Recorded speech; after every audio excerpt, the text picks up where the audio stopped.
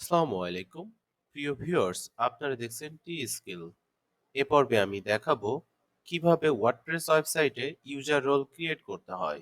আপনারা হয়তো অনেকেই অনেক দিন ধরে ওয়ার্ডপ্রেস নিয়ে কাজ করছেন, কিন্তু কেউ জানেন অথবা কেউ জানেন না যে ইউজার রোলের সঠিকভাবে কোনটার কি কাজ সেটা জানার জন্য ভিডিওটি দেখতে থাকুন। চলে যাচ্ছি ওয়ার্ডপ্রেস ড্যাশবোর্ডে। ইউজার রোল ক্রিয়েট করতে ড্যাশবোর্ড হতে ইউজার্সে আসি। একটি নিউ ইউজার ক্রিয়েট করার জন্য কি কি ইনফরমেশন দেওয়া প্রয়োজন একটু দেখে নিই। ইউজার নেম রিকোয়ার্ড, অর্থাৎ এখানে একটি ইউজার নেম দিতে হবে, যেটি অবশ্যই দিতে হবে এবং পরবর্তীতে এটি আপনি চাইলেও পরিবর্তন করতে পারবেন না। এবং এখানে একটি ইউজারের ইমেল অ্যাড্রেস দিতে হবে, এটিও রিকোয়ার্ড, অর্থাৎ দিতেই হবে। First name, last name, website, এটি আপনি চাইলে দিতে পারেন, এই তিনটি বিষয় না চাইলে নাও দিতে পারেন, এগুলো রিকোয়ার্ড না। এরপরে এখানে একটি স্ট্রং পাসওয়ার্ড প্রোভাইড করবেন। এর পরের অপশনটি হচ্ছে সেন্ড ইউজার নোটিফিকেশন, অর্থাৎ যে ইমেল অ্যাড্রেসটি দিয়ে ইউজার অ্যাকাউন্ট ক্রিয়েট করা হচ্ছে এটি যদি চেকমার্ক করা থাকে, তাহলে ওই ইমেল অ্যাড্রেসে একটি ইমেল যাবে যে এই ওয়েবসাইটে এই নামে একটি ইউজার অ্যাকাউন্ট ক্রিয়েট করা হয়েছে। এটি চাইলে আপনি সেন্ড করতে পারবেন এই চেকমার্কের মাধ্যম দিয়ে। লাস্ট অপশনটি হচ্ছে রোল, এটি সব থেকে গুরুত্বপূর্ণ বিষয়। এই অ্যারোকিতে যদি আমরা প্রেস করি তাহলে এখানে 5টি অপশন দেখতে পাচ্ছি, অর্থাৎ ইউজার রোল ক্রিয়েট করার সময় আমরা কাকে কি রোল দিব, বা ওই ইউজার কতটুকু পারমিশন পাবে ওয়েবসাইটে বা পাবে না, বা তার কি ভূমিকা থাকবে বা থাকবে না, সেটা এখানে এই অপশনগুলোর উপরে নির্ভর করে।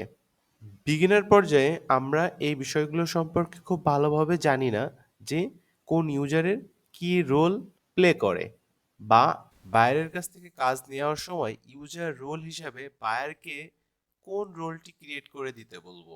চলুন এই বিষয়ে সামারাইজ করে কিছু কথাবার্তা জেনে নিই। অ্যাডমিনিস্ট্রেটররা কি করতে পারে? All the administrative features within a single website, অর্থাৎ একটি ওয়েবসাইটের সমস্ত কাজকর্মই অ্যাডমিনিস্ট্রেটররা করতে পারে, যেমন post create, edit, delete, page create, plugin install, uninstall, theme customisation, editing, etcetera etcetera, অর্থাৎ সমস্ত কাজকর্মই অ্যাডমিনিস্ট্রেটররা করতে পারবে। Next one, editor. এডিটররা কি করতে পারে? Can publish and manage post including the post of other users, অর্থাৎ একজন এডিটর পোস্টকে পাবলিশ করতে পারবে, ম্যানেজ করতে পারবে, অর্থাৎ ডিলিট করতে পারবে, মডিফাই করতে পারবে। ইভেন তার পোস্ট ছাড়াও অন্যান্যদের পোস্টকে সে মডিফাই, ডিলিট, এডিট ইত্যাদি ইত্যাদি কাজকর্মগুলো সে করতে পারবে। এছাড়া তার অন্যান্য কাজের পারমিশন থাকে না। অথর, অথররা কি করতে পারে? Can publish and manage their own post, অর্থাৎ ধরুন একটি ব্লগ সাইটে অনেকগুলো লেখক আছে, সেই লেখকরা নিয়মিত তাদের লেখাগুলোকে পাবলিশ করে। তারা কি করতে পারবে? তাদের লেখাগুলোকে পাবলিশ করতে পারবে, এডিট করতে পারবে, আবার পুনরায় পাবলিশ করতে পারবে। পোস্ট পাবলিশড রিলেটেড কাজকর্ম ছাড়া তেমন কিছুই তারা করতে পারবে না। Next one, contributor can write and manage their own post but cannot publish them.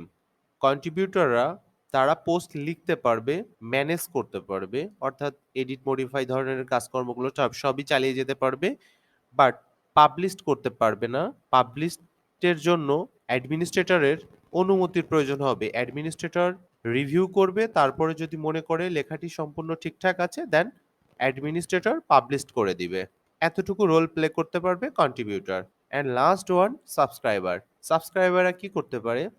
Can only manage their profile, অর্থাৎ একটি ওয়েবসাইটে সাবস্ক্রাইবাররা শুধুমাত্র তাদের প্রোফাইলকে তারা মেনটেন করতে পারবে, আর অ্যাজ এ ক্লায়েন্ট হিসাবে ওয়েবসাইটে যতটুকু আদার ক্লায়েন্টসরা দেখতে পারে সেও দেখতে পাবে।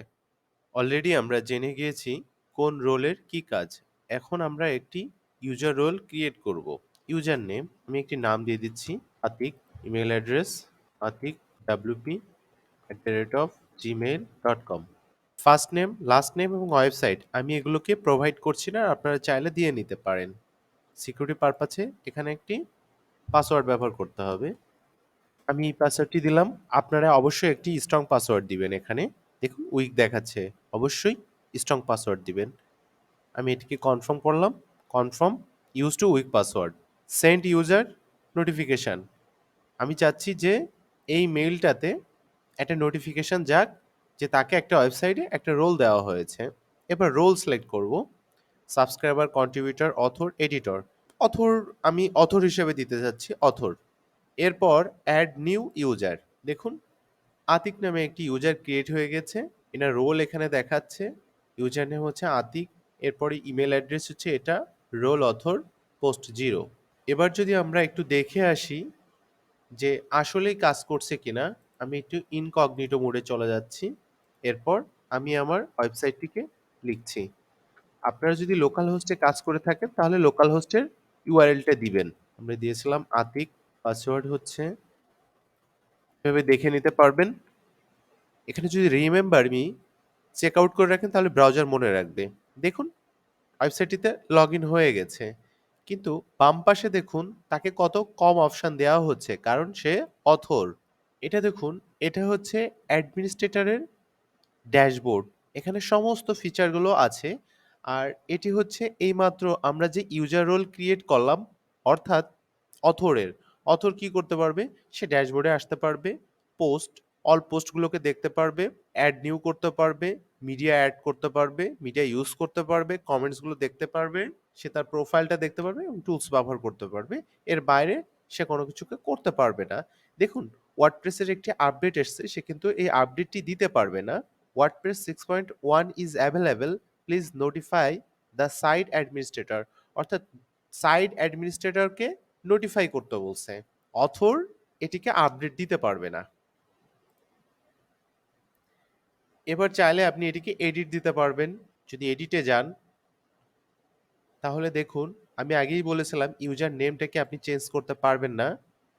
এরপরে আপনি চাইলে তার রোলটাকে পরিবর্তন করে দিতে পারবেন। এখন অথর করছিলেন, আপনি চাইলে editor, administrator, subscriber any time আপনি পরিবর্তন করতে পারবেন। দেখুন আমি এডিটর বানাই দিলাম। এরপরে আপনি এখন চাইলে ফার্স্ট নেম, লাস্ট নেম এগুলোকেও দিতে পারবেন। এরপরে আপনি নিক নেম সিলেক্ট করতে পারবেন, ডিসপ্লে নেম সিলেক্ট করতে পারবেন। এরপরে ইমেল অ্যাড্রেসটাও আপনি পরিবর্তন করে দিতে পারবেন। তার ওয়েবসাইট অ্যাড করতে পারবেন, বায়োগ্রাফি অ্যাড করতে পারবেন, তার প্রোফাইল পিকচার অ্যাড করতে পারবেন, নিউ পাসওয়ার্ড অ্যাড করতে পারবেন। অর্থাৎ পাসওয়ার্ডটা ভুলে গিয়েছে বা পাসওয়ার্ডটি পরিবর্তন করা দরকার, সেট নিউ পাসওয়ার্ডে ক্লিক করবেন। আরেকটি অপশন দেখুন, password reset, sent reset link. আপনি যদি সেন্ট রিসেট লিঙ্ক করেন তাহলে একটি লিঙ্ক পাঠিয়ে দেবে তার উক্ত মেইলে, যে মেইলটি দিয়ে তার ইউজার রোল ক্রিয়েট করা হয়েছে। সেখান থেকে সে চাইলেই পাসওয়ার্ডটি পরিবর্তন করে নিতে পারবে।